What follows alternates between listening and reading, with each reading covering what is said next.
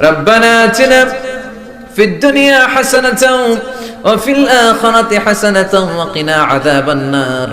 ও বিশাল আকাশের মালিক, বিশাল জমিনের মালিক, বিশাল মরুভূমির মালিক, বিশাল পাহাড়ের মালিক, লৌহে মাহফুজের মালিক, বাইতুল মামুরের মালিক, সিদরাতুল মুনতাহার মালিক, লৌহে মাহফুজের মালিক, বিশাল আরশের মালিক।